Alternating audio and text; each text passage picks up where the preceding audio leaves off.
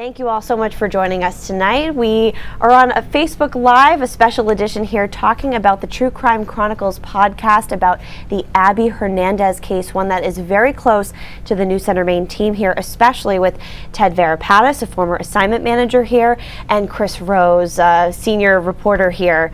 You retired 1 year ago. Yeah, just about a year, yeah. Yeah, from the news business. Yeah. But this was a case that you recently relived by way of podcast. So, I mean, obviously the podcast is available right now, so you can check it out for yourselves. But if you haven't had the chance to get into it just yet, give us like a little snippet about what we can expect.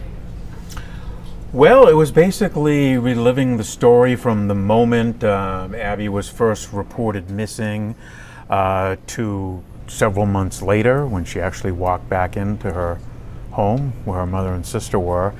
Just a truly amazing story, a heartbreaking story. As Ted mentions in the podcast, it had a happy ending, but once we learned what went on while Abby was being held against her will, it made the story not so happy. So it was just a real emotional story from beginning to end. We covered it extensively. There were, at the beginning, daily news updates from the police and Abby's family. And then over time, they just became here and there. And then just as dramatic as the story was, just the way it ended with all of a sudden we received the news that she's back home. And then all of the bad details started to unfold about what transpired over the previous several months. Heartbreaking, those details. Teddy, you remember the day that you got the word about the missing person case, and you kind of had a feeling it was a little different from others? Well, I mean, Chris and I have both worked here for 25 years. Careful. So Chris and I had worked here for about 25 years, and you get a lot of these missing person cases reported on a daily basis, and 9 times out of 10 somebody's gone away and they've come back and the story ends and it's, life goes on. But after the first day, when we started hearing from Abby's friends and her family and the community about how she was a good student, she would never run away and not tell her mom where she was, Chris and I both our radars went up a little bit as to, well, this might be something different here. So we started giving it a lot more attention, and obviously, it was turned out to be one of the most horrific crimes we've ever certainly heard of or covered in Maine or New Hampshire or anywhere really. So yeah, it sticks with you. You don't forget it, and it's something that we still talk to the family. I still talk to her mom, and Chris I think does as well. So we stay in touch with them, just because a case like this, you just can't turn the page and just say, oh well, it's over now. How do you build that trusting relationship with someone who is so close to a story like this? Someone like a mom, a parent. How does that happen, and why is it so important? Well, I think in a case like this, they needed to get information out through the media. That's why they had these press conferences, news conferences virtually every day in the beginning. They wanted to get her picture out there. They were hoping that, Abby would somehow be able to see some of these events going on. The mom would plead for Abby to come home, or for anyone with information about her to come forward. So over time, it's just a trust that builds. We're doing our jobs, we're getting the information out there, we're covering this, and they see how we're doing that in a professional manner, and in hopes that it will somehow help. In this case, it really didn't, at least as far as we knew. There wasn't a lot of information that was coming through to police on this that they could actually use. There was a letter that was sent by Abby that she wrote, and the authorities did verify that it was actually Abby who wrote the letter, that did provide what they hope would be a break several months into this case. But in the end, the guy who was holding her got scared off. He knew that police were coming after him, and he eventually told Abby to get in the car, drove off with her, told her to get out of the car, sped off. And thanks to Abby and some of the information that she was able to ascertain while being held captive, it led to, the perpetrator Nathan Kibbe's arrest, and he's now in prison for the rest of his life. And I can't stress enough how incredible Abby and her mom were through this whole ordeal. Try and imagine putting yourself in their shoes, especially in Abby's shoes. And she did everything she had to do to survive against somebody who was, brutal, ruthless, just, did unspeakable things to her.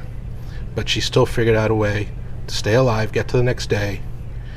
And I just have a lot of admiration for her and her mom for being able to get through this and move on with their lives. I spoke to Xenia a half hour ago. Yeah. And she talked about how it's always there. It's something that you can never forget, but you can't let it take over your life every day. You've got to look forward and move forward and try to live your life as best you can. And I think they're doing a heck of a job doing that. And I just have a lot of admiration for both of them. It must be hard for the family too, as these stories resurface. They're reliving it and whatnot. Most recently, another network had a program come out on television about that. And Chris, you kind of had an interesting connection to that as well, which you talk about in the podcast. Yeah, it was a strange coincidence. My daughter is an aspiring actor. She's with an agency, and she called me up one day and said, "Hey, Dad, I'm going to be in an episode of ABC's 2020." Mm-hmm. And I said, "Oh, that's great." And I said, "What will you be doing?" And she told me, "I'll be portraying Abby Hernandez." And I almost fell out of my chair. So the episode actually aired. It was the first time that Abby told her story. The crew came up and they did some filming around the Conway area, and you don't see my daughter's face in it, but there are several reenactment scenes where she was walking along the highway leaving school like Abby did. The car pulls over, she gets into the car, the guy behind the wheel pulls a gun on her. So it was just very strange for a case that I spent nearly a year covering, invested a lot of time, got to know Abby's family, her mom, and then to find out that my daughter's actually portraying Abby. It was just the strangest coincidence, and I shared that with Abby's mom, and it was just so strange that my daughter is portraying your daughter in a case that I had covered all these years. So it was just, it was a very strange situation, a weird coincidence, but, It is a coincidence. Just unreal. I watched that as well, and I knew to look for her, and it's just interesting thinking about that. Talk about the challenges that you both came across in covering something like this that was so mysterious at the beginning, the early stages. You really didn't have a lot to work on, and it took a lot of just being there and being ready for any information that was available. And I think Chris was being a little modest earlier when he was talking about the family gaining trust in him. The family gained trust in him because he acted like a professional when he was there. There were a lot of media that did not treat the family well, banging on their door trying to get interviews. And Chris just talked to Xenia, and she said, "When I'm ready, I'll talk, and if I'm not ready, I'm not going to talk." And Chris respected that, and I think she really appreciated that. I had similar conversations with her on the phone, and even when I called her just to let her know that this podcast was going on, I said, "If this is something you want to talk about, here's your opportunity, but if not, don't worry about it. It's this is nothing you have to do and relive."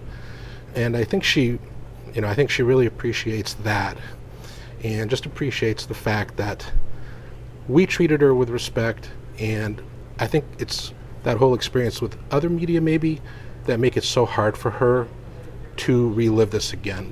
This coming up now is not easy for them. No. They obviously reliving this ordeal is something they prefer not to do. But I do like the fact that the podcast talks about how much strength the family had, how much strength Abby had to keep this guy from killing her, basically, and to have the strength to show up in court, to testify against him if needed, and to put him in jail. That's a very strong young lady and a very strong mother supporting her. So that stuff sticks with you. Do you think this case was a wake-up call for our community as a whole, that things like this can happen here in our viewing area? Yeah, it's one of those situations where it was not unique to this specific town. Conway's a nice community. It's a quiet community for the people who live there. It's obviously a very busy area with the ski resorts and all of the outlet stores. So there's a lot of traffic, a lot of people in that area who aren't from that town. But this guy was only several towns away, and police had some run-ins with him before. He was one of these kind of anti-government kind of people, and so the police had a couple of run-ins. He was on their radar, but he wasn't on the radar for this particular case. And then things started to change, though, and one of the stranger things that happened, he ended up rounding up all his weapons, and he brought them in and turned them into the police station because I guess he had some previous convictions and was not supposed to have them. So, that kind of struck a little chord with the police at that point. So, eventually he got on their radar, and with the help of Abby, they were able to track him down. So, but yeah, to answer your question, this was not unique to the town. It could happen anywhere. Conway's a, well looked upon community, and probably not a lot of crime there. And something like this was just, people didn't know what to think, Mm-hmm. Unreal. Yeah, and if I can, yeah. Xenia wanted me to share a couple of things. Sure. With the community in North Conway and in Conway. And number one, she just wanted to thank the numerous people who reached out, many people in the community who reached out to help them through their darkest hours. They didn't just hear from people in New Hampshire and Maine, they heard from people all over the country, all over the world, just trying to give them support in those 9 months that Abby was going through this horrible crime. And she also wanted to let us know that Abby's doing well. She's living her dream of being a hairstylist, and she just wants to thank everybody who helped them through their darkest hours, and just say thank you. How do you find a support system, if you've gone through something like that? Not many people, no one really has, so she really is kind of flying solo here in her road to recovery from this ordeal. And it's a daily, it's something they deal with on a daily basis, but just step by step, they try to keep looking ahead and taking on whatever challenges will come in the future. So I know you both have already listened to the podcast. I've already checked out little snippets of it, but I have to get through the whole thing. I'll do that tonight. Where can we find it? I think you're asking us. We don't work here anymore. I believe it's on WCS, on News Center Maine's website. It is on our website. I had a hunch. So yeah. Oh, look, and they got the graphic up there. We go. So there you go. Yeah. We can find it at all those places you see on your screen. The True Crime Chronicles podcast, the first one featuring Abby Hernandez, a story of survival in the face of evil. Chris Rose and Ted Varapatis, thank you both so much for joining us for this special Facebook Live tonight. We appreciate it. Thank you. It's our pleasure. Thanks, guys. Take care. Good to see you again.